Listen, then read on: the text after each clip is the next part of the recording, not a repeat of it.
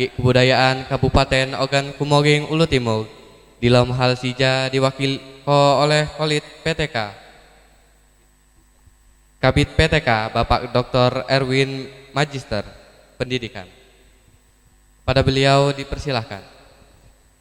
Assalamualaikum warahmatullahi wabarakatuh. Selamat siang, salam sejahtera untuk kita semua. Om Swastiastu, Namo Buddhaya, salam kebajikan, rahayu. Yang saya hormati Kepala SMP Negeri 1 Belitang Mulia, Pak Karyanto. Yang saya hormati Camat Belitang Mulia atau yang mewakili. Saya lihat ada Kepala Puskesmas yang mewakili dan Ramil. K3S Kecamatan Belitang Mulia, pengurus komite SMP 1 Belitang Mulia dan seluruh anggotanya. Dan yang saya hormati Bapak dan Ibu, ada beberapa kepala sekolah yang juga hadir di acara ini yang berada di lingkungan SMP 1 Belitang Mulia. K3S, Bapak dan Ibu, seluruh guru SMP 1 Belitang Mulia yang telah melakukan pembelajaran dan pendidikan di SMP 1 Belitang Mulia ini, sehingga anak-anak kita yang kelas 9 hari ini akan diserahkan kembali kepada orang tuanya setelah selesai pendidikan di SMP 1 Belitang Mulia. Bapak dan Ibu, seluruh orang tua dan wali siswa kelas 9 yang hari ini alhamdulillah bisa hadir di acara perpisahan dan pelepasan kelas 9 ini. Mudah-mudahan Bapak dan Ibu, orang tua akan selalu berbahagia dan akan menerima kembali anaknya yang sudah dititipkan di SMP Negeri 1 Belitang Mulia ini selama 3 tahun. Mudah-mudahan hasil pendidikan anak kita mendapat hasil yang baik. Kemudian yang tidak kalah penting, adik-adik, anak-anak kelas 9 SMP 1 Belitang Mulia yang sangat berbahagia karena hari ini adalah hari pelepasan, mungkin hari terakhir secara formal untuk berada di SMP 1 Belitang Mulia. Bapak dan Ibu, seluruh hadirin yang berbahagia, pertama sekali kita memanjatkan puji dan syukur kehadirat Allah Subhanahu wa Ta'ala atas rahmat hidayahnya. Hari ini di suasana yang agak hangat ini kita bisa hadir mengikuti pelepasan siswa kelas 9. Mudah-mudahan acara ini membawa manfaat untuk kita semuanya.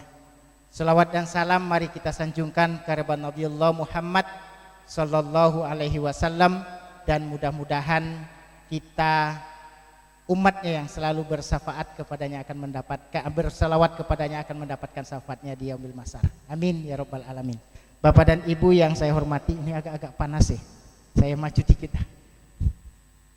Bapak dan Ibu yang saya hormati, permohonan maaf dari Bapak Wakimin SPDMM, Kepala Dinas Pendidikan dan Kebudayaan Kabupaten Oku Timur, yang saat ini seyogianya Bapak dan Ibu bisa hadir bersama-sama kita, dan beliau kepengen sebetulnya berada di tengah-tengah Bapak dan Ibu semua pada saat ini. Tetapi karena hari ini seluruh kepala OPD, seluruh camat sedang mengikuti rapat paripurna di DPRD Kabupaten Oku Timur, maka beliau Pak Wakimin menugaskan saya untuk hadir membersamai Bapak dan Ibu dalam rangka pelepasan siswa kelas 9 di SMP 1 Belitang Mulia. Mudah-mudahan ketidakhadiran beliau secara fisik tidak mengurangi makna dari kegiatan perpisahan ini. Jadi Bapak dan Ibu, kalau yang namanya kepala dinas itu bisa berada di mana-mana, tapi Pak Wakiminnya yang nggak bisa. Jadi saya di sini sebenarnya beberapa menit ini jadi kepala dinas. Ya nanti kalau saya sudah turun tidak kepala dinas lagi. Ya, jadi Bapak dan Ibu yang saya hormati, ucapan terima kasih yang setinggi-tingginya yang tiada terhingga kami sampaikan kepada seluruh Dewan Guru di SMP 1 Belitang Mulia ini yang telah mengantarkan anak-anak kita kelas 9 yang hari ini sudah mencapai kelulusan, dan mudah-mudahan amal baik dari seluruh guru, staf di SMP 1 Belitang Mulia yang telah bersusah payah membimbing, mendorong, memotivasi anak-anak ini akan mendapatkan balasan yang setimpal dari Allah Subhanahu wa taala. Bapak dan Ibu, perpisahan ini mungkin bagi sebahagian orang ini hanyalah sekedar acara seremoni belaka. Tetapi sebenarnya Bapak dan Ibu, perpisahan acara-acara seperti ini juga adalah bagian dari proses pendidikan. Tidak hanya sekedar seremonial saja, tetapi ini juga adalah acara pendidikan. Yang namanya pembelajaran itu tidak hanya berada di dalam kelas, tetapi pembelajaran itu bisa dilakukan baik di dalam kelas, di luar kelas, bahkan dimanapun kita berada. Dan ini adalah merupakan salah satu bentuk pembelajaran pendidikan yang kita suguhkan, yang disuguhkan oleh SMP 1 Belitang Mulia. Kalau lihat Bapak dan Ibu, ini kalau saya lihat yang diundang orang tua ini dua-duanya Pak Karyanto, Bapak dan Ibu, atau satu saja? Harusnya diundang dua-duanya Pak. Diundang dua-duanya, suruh anaknya duduk diapit oleh kedua orang tuanya. Karena kalau kita lihat Bapak dan Ibu, saya ingin tanya Bapak dan Ibu, pernah tak Bapak dan Ibu ini duduk bersama anaknya mulai dari jam 8 sampai jam 12 duduk berdua? Tidak pernah kan? Disinilah saatnya Bapak dan Ibu. Coba tatap wajah anaknya seperti apa. Anaknya coba tatap wajah orang tuanya, wajah ibu, wajah ayahnya seperti apa. Ya, yang mungkin selama ini justru kita pernah kita lakukan. Yang penting anak datang kelihatan sudah ada orangnya, ya sudah selesai. Ya, nah jadi pada saat seperti inilah Bapak dan Ibu, kita membuat suasana itu untuk mendekatkan orang tua dengan anaknya, supaya kita sadar, oh saya ini punya anak sudah kelas 3 atau sudah kelas 9, sudah mau masuk pendidikan SMA. Sehingga Bapak dan Ibu, kita betul-betul menyadari bahwa kita ini punya tanggung jawab yang besar untuk pendidikan anak-anak kita. Nah ini adalah salah satu. Di samping itu Bapak dan Ibu, kalau Bapak dan Ibu dari tadi mungkin sudah melihat banyak suguhan-suguhan, tari-tarian segala macam, ada pembawa acara. Saya bertanya dengan Bapak dan Ibu, apakah mungkin kalau tanpa latihan, tanpa ada pendidikan seperti ini, anak-anak itu bisa tampil di sini? Tidak bisa. Maka ini adalah bagian dari proses pembelajaran. Ya. Kemarin saya menghadiri kegiatan perpisahan seperti ini di sebuah sekolah. Yang saya angkat topi dengan komite sekolahnya. Saya tanya, perpisahan ini siapa yang menyelenggarakan di sekolah yang saya kunjungi kemarin? Jawab komitenya, ini penyelenggaranya komite Pak, bukan sekolah, bukan. Panitianya siapa? Seluruh panitianya anggota komite, enggak ada dari sekolah, enggak ada. Biayanya dari mana? Dari komite, enggak ada dari sekolah, enggak ada. Terus untuk sekolah, gurunya, siswanya itu di acara ini sebagai apa? Mereka tamu kami. Mereka diundang. Mereka datang ke sini, acara perpisahan ini dilaksanakan oleh orang tua. Nah ini merupakan salah satu bentuk dukungan dari komite terhadap proses pembelajaran di sebuah sekolah. Karena Bapak dan Ibu, kalau mau kegiatan seperti ini, kalau kita tidak ada kegiatan perpisahan seperti ini, paling tidak anak-anak kita ini tidak ada kenangan terakhir bagi mereka saat mereka berada di SMP ini. Begitu selesai ya sudah hilang. Nggak pernah ada rasa bahwa anak ini bisa duduk berdampingan dengan orang tuanya seharian penuh mulai dari jam 8 tadi sampai nanti jam 12 sampai selesai acara ini. Nggak pernah. Di sekolah lain lagi Bapak dan Ibu, mungkin nanti perlu Pak Karyanto. Di sekolah lain Bapak dan Ibu, acara perpisahan ini dilaksanakan untuk menunjukkan bakti anak kepada orang tuanya supaya tidak lupa bahwa yang membimbing, yang membina, yang membesarkan, yang menyekolahkan mereka itu adalah orang tuanya. Supaya nggak lupa, maka di sekolah lain itu disiapkan kursi sebanyak siswanya, siswa kelas 9, kemudian orang tua duduk di situ, disiapkan baskom yang berisi air, anak disuruh mencuci kaki orang tuanya. Itu salah satu bentuk bahwa kita ini mau mendidik anak kita supaya tidak lupa dengan orang tuanya. Karena Bapak dan Ibu, kalau kita lihat di berita-berita, sudah banyak anak yang sudah lupa dengan orang tuanya, bahkan sanggup menganiaya orang tuanya. Jangan sampai Bapak dan Ibu hal-hal yang seperti itu terjadi di kita. Bapak dan Ibu yang saya hormati, kami juga berterima kasih kepada seluruh orang tua, wali, siswa kelas 9 yang hari ini hadir, atas kepercayaan Bapak dan Ibu menitipkan anaknya di sekolah ini. Karena sekolah ini adalah bagian dari kami, Dinas Pendidikan dan Kebudayaan Kabupaten Oku Timur. Kami berterima kasih. Namun Bapak dan Ibu, kami juga berterima kasih Bapak dan Ibu sudah banyak membantu anak-anak. Ya, anak-anak kalau minta HP belikan yang paling mahal. Kalau mau berangkat ke sekolah minta motor, berikan motor. Ya. Bapak dan Ibu, kalau masih memungkinkan untuk berangkat ke sekolah itu tidak menggunakan motor, tidak usah menggunakan motor. Karena anak-anak kita ini sebetulnya secara hukum belum boleh mengendarai kendaraan. Diantar saja. Kalau enggak naik sepeda. Ya. Biar sehat. Ini Bapak dan Ibu yang menjadi masalah bagi kita, pada saat anak kita minta HP, dibelikan HP, tapi kita ini lupa bahwa HP yang kita belikan kepada anak itu bisa membuat anak itu menjadi baik, bisa merusak anak itu juga. Maka Bapak dan Ibu, kami minta anak kita diberikan HP, boleh, tapi kita harus kontrol penggunaannya. Cek sekali-sekali HP anak-anak kita itu apa nih yang dibuka di HP itu. Ya. Ini yang susahnya ini orang tuanya malah tidak ngerti ya.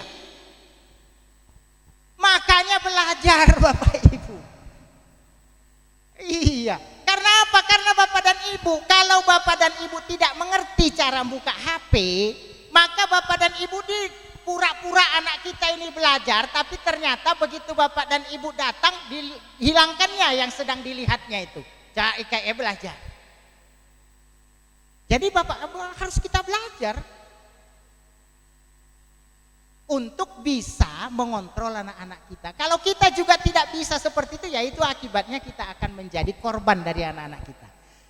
Betul Bapak dan Ibu, sekarang ini yang namanya gadget HP, kalau kita tidak punya, anak kita tidak punya, mereka tidak pernah menggunakannya, maka mereka akan ketinggalan.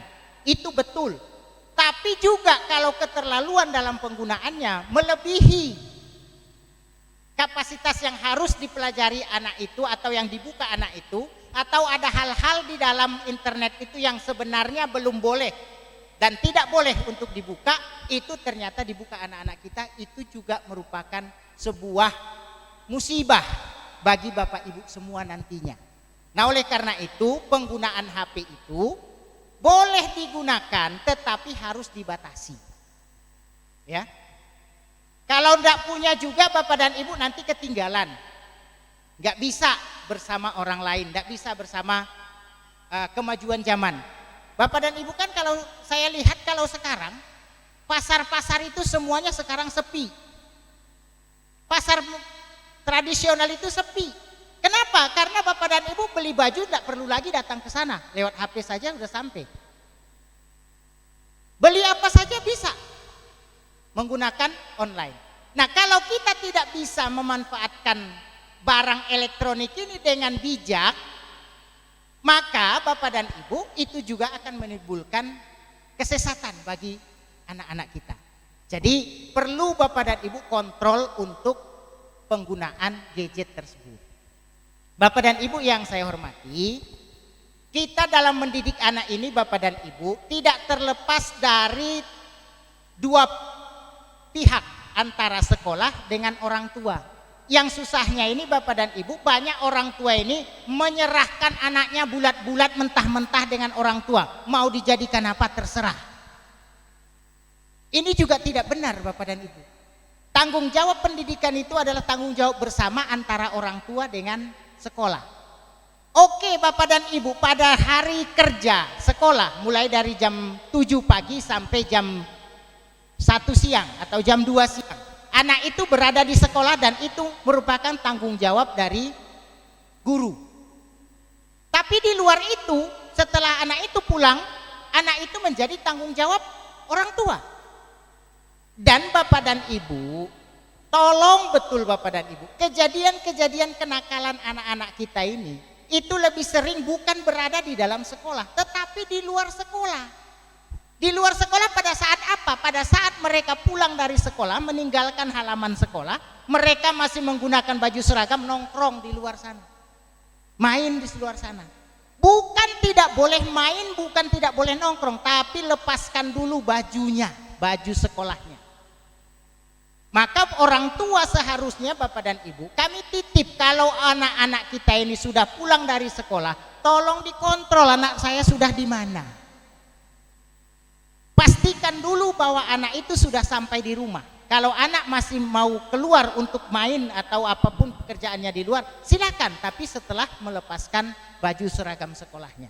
Jangan nongkrong di warung-warung itu masih menggunakan baju seragam. Karena apa Bapak dan Ibu? Itu menjadi image jelek yang ada di masyarakat. Nanti yang kena siapa? Sekolahnya. Pasti ditanya, "Oh, itu anak-anak itu nongkrong di situ masih pakai baju seragam. Anak siswa mana itu?" Pasti yang ditanya sekolahnya. Padahal kalau sudah di luar jam itu, mestinya sekolah sudah lepas tanggung jawabnya karena anak itu sudah meninggalkan lingkungan sekolah. Dan itu merupakan tanggung jawab orang tua. Nah, sehingga Bapak dan Ibu perlu ada kerjasama betul antara guru dengan orang tua. Orang tua cek anak-anaknya setiap saat. Kalau sudah berada di sekolah, oke, kita aman. Tapi begitu selesai jam sekolah, kita cari anak kita ada di mana. Sudah pulang apa belum? Kalau perlu telepon wali kelasnya. Sudah pulang atau belum? Kalau pulang, cari pulang dulu ke rumah. Jangan sampai anak-anak kita berkeliaran sebelum mereka kembali ke sekolah, ke rumah. Nah itu. Kemudian Bapak dan Ibu, kalau kita lihat sekarang yang banyak viral Bapak dan Ibu pernah mengenyam pendidikan dulu. Orang-orang tua ini pasti semuanya dulu pernah belajar, pernah sekolah. Dan di sekolah itu Bapak dan Ibu, kalau dulu Bapak dan Ibu, kita ini dididik dengan keras oleh guru-guru kita. Sekarang ada sedikit saja dicubit saja oleh gurunya jadi masalah. Benar tidak Pak? Lapor. Tapi kalau anaknya tidak bisa apa-apa, yang disalahkan juga gurunya. Oh ya, anak aku tidak bisa apa-apa di sekolah itu, berarti gurunya itu buyan. Sementara gurunya mau mendidik anaknya, dicubit sedikit saja juga disalahkan. Nah, guru ini mau seperti apa? Yang benarnya seperti apa Bapak? Nah, oleh karena itu Bapak dan Ibu, mungkin Bapak dan Ibu betul bahwa kekerasan fisik itu tidak boleh dilakukan. Itu betul. Tapi saya kira kalau hanya sekedar dicubit, asalkan tidak memberikan bekas luka, saya kira ya enggak masalah. Tapi kalau memang itu tidak diperbolehkan juga, ya Bapak dan Ibu paling tidak harus harus menyadari bahwa bapak ibu pada saat menyerahkan anaknya di sekolah, pasrahkanlah dengan sekolah. Kalau perlu sampaikan dengan sekolahnya, yang penting anak saya ini dididik supaya menjadi anak yang baik, anak yang pintar, anak yang berguna. Apapun yang dilakukan di sekolah selama tidak mencederai anak saya terima. Harusnya kan begitu. Ini enggak. Kalau enggak pintar yang salah gurunya, kalau gurunya salah sedikit dipermasalahkan. Nah, jadi Bapak dan Ibu, saya berpesan, karena pendidikan ini adalah tanggung jawab bersama, maka kami minta Bapak dan Ibu, kalau apun ada masalah anak-anak kita di sekolah, ada misalnya anak kita ini sedikit permasalahan di sekolah yang dilakukan oleh gurunya, bermusyawarahlah yang sebaik-baiknya. Jangan sedikit-sedikit Bapak dan Ibu, guru ini selalu menjadi bahan untuk dikriminalisasi. Ya, nah, ini perlu Bapak dan Ibu supaya kita menyadari. Coba kalau kita lihat Bapak dan Ibu, dulu kita ini sekolah digebuk oleh gurunya, sampai di rumah ditambahi oleh orang tuanya. Benar tidak? Iya. Kalau dulu begitu, saya juga begitu dulu. Ya.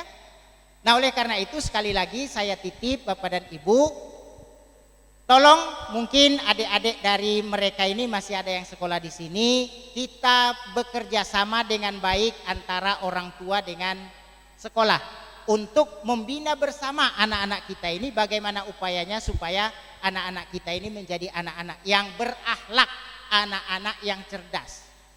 Coba saya tanya Bapak dan Ibu, kalau Bapak dan Ibu anak Bapak Ibu ini di zaman Covid kemarin saja, yang mereka ini disuruh belajar di rumah, enak tak ngajari anak-anak Bapak Ibu? Hah? Susah. Anak sendiri lagi, orang tuanya sendiri lagi merasa susah mendidik anaknya. Coba bayangkan Bapak dan Ibu serahkan anak itu ke orang lain, guru itu kan orang lain di sini. Bagaimana susahnya mereka juga mendidik anak ibu. Dan Bapak Ibu, kalau kita mengajari anak kita di rumah, kalau anak itu nggak mau nurut apa yang Bapak dan Ibu lakukan, coba saya mau tanya. Hah? Digebuk, dijewer. Kenapa Bapak dan Ibu melakukan itu? Saya mau tanya, kenapa sih Bapak dan Ibu menjewer anaknya sendiri, gebuk anaknya sendiri? Karena apa? Karena Bapak dan Ibu ingin segera anak itu berubah. Benar enggak? Ingin Bapak Ibu anak kita ini menjadi anak yang baik, yang menurut, yang berakhlak. Ya tak? Itulah yang dilakukan oleh guru-guru kita di sekolah Bapak Ibu. Guru kita ini memposisikan dirinya sebagai orang tua yang menyayangi anak itu. Sehingga kalau anak itu bandel, dia ini ingin anak itu tidak bandel. Dia ini ingin anak itu berubah. Makanya kadang-kadang salah, dia terpaksa nyubit. Tapi apa yang dilakukannya itu menjadi masalah bagi Bapak dan Ibu. Padahal kalau Bapak dan Ibu sendiri melakukan di rumah itu enggak apa-apa. Nah, ini Bapak dan Ibu. Jadi itu sebetulnya adalah bentuk kasih sayang yang ditunjukkan oleh guru kepada anaknya, pada siswanya. Karena guru itu ingin anak ini cepat-cepat berubah dan menjadi orang yang berguna. Bapak dan Ibu yang saya hormati, tidak ada kebahagiaan dari seorang guru selain melihat anak-anak didiknya menjadi anak-anak yang sukses. Itulah kebahagiaan tertinggi yang dimiliki oleh guru. Nah, oleh karena itu Bapak dan Ibu, sekali lagi mari kita mendorong anak-anak kita ini, apalagi anak-anak yang kelas 9 ini, jangan sampai anak-anak ini Bapak dan Ibu ada yang putus sekolah. Ya. Jangan sampai ada yang putus sekolah. Apapun alasannya Bapak dan Ibu, tidak ada alasan ekonomi yang menyebabkan anak itu putus sekolah. Paling tidak sekarang kita ada wajib belajar 13 tahun. Kalau kemarin masih wajib belajar 12 tahun, sekarang sudah nambah setahun. Di mana itu setahunnya? Setahunnya itu di PAUD. Bahwa anak-anak kita ini setahun wajib berada nanti di PAUD, baru bisa masuk ke SD, baru ke SMP. Nah, yang anak-anak kita yang hari ini akan dilepaskan, akan dikembalikan kepada orang tua, kami titip Bapak dan Ibu, tolong jangan sampai ada yang putus sekolah. Raihlah cita-cita untuk tetap bersekolah, kalau perlu sekolah yang paling tinggi. Ya, jangan merasa lelah Bapak dan Ibu untuk sekolah. Karena sekolah itu sebetulnya tidak ada batasnya. Di agama kita juga diajarkan bahwa menuntut ilmu itu wajib hukumnya mulai dari ayunan sampai ke, berarti sampai mati pun kita tetap wajib untuk menuntut ilmu. Dan salah satu bentuk menuntut ilmu itu adalah di bangku sekolah atau di belajar di sekolah-sekolah formal. Nah, oleh karena itu Bapak dan Ibu, sekali lagi terakhir kami berpesan kepada orang tua, tolong Bapak dan Ibu pastikan bahwa anak-anak kita ini nanti akan melanjutkan sekolahnya ke jenjang yang lebih tinggi. Kami berharap anak-anak inilah nanti anak-anak yang akan menjadi penerus cita-cita masa depan kita semua, yang akan menjadi pemimpin-pemimpin di masa yang akan datang. Kita-kita ini kan sudah nggak lama lagi akan berakhir, mereka inilah yang akan menggantikan. Ya, mungkin di antara mereka ini nanti akan ada yang menjadi guru, akan ada yang menjadi tentara, ada yang jadi polisi, ada yang jadi pengusaha dan lain sebagainya. Dan semua itu Bapak dan Ibu tidak akan pernah terwujud kalau tidak melalui pendidikan. Ya, tidak melalui proses pembelajaran. Semua akan kita bisa capai kalau kita mengikuti proses pembelajaran dengan baik. Barangkali itu Bapak dan Ibu yang dapat saya sampaikan. Sudah jam 10. Karena Bapak dan Ibu mohon maaf Pak Karyanto, setelah ini saya masih harus menuju ke tempat kegiatan yang ketiga. Setelah tadi pagi buka kegiatan di KPN, ke sini, dari sini nanti saya harus ke Buai Madang lagi. Masih jauh Bapak Ibu perjalanannya. Jadi titip Pak Karyanto, anak-anak kita yang berada di SMP 1 Belitang Mulia untuk diberikan pendidikan terbaik. Ya, bagaimana upayanya Bapak dan Ibu? Saya ini punya cita-cita, punya keinginan. Bagaimana caranya di Kabupaten Oku Timur ini ada minimal satu sekolah yang siswanya itu berasal dan digandrungi dari luar. Jangan anak-anak kita ini yang dikirim keluar. Kalau bisa sekolah kita ini didatangi orang dari luar, jadi orang belajar ke sini. Kenapa seperti itu Bapak Ibu?